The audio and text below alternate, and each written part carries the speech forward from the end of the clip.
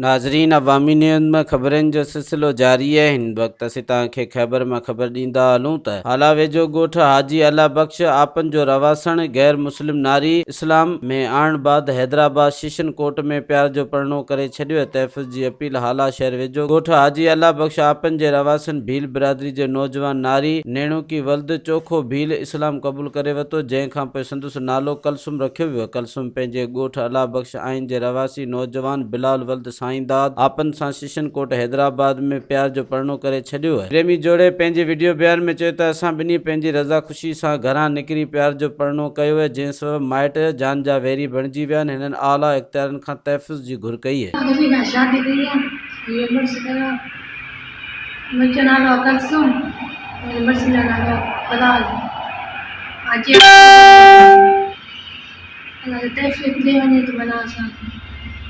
मुझे माइट में मुझे खतरो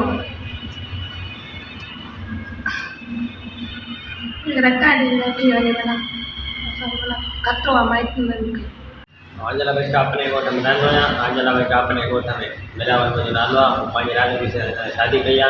मज़ीद खबरों और तफसीलात के लिए विजिट करें हमारी वेबसाइट www.awamiNewsHD.com।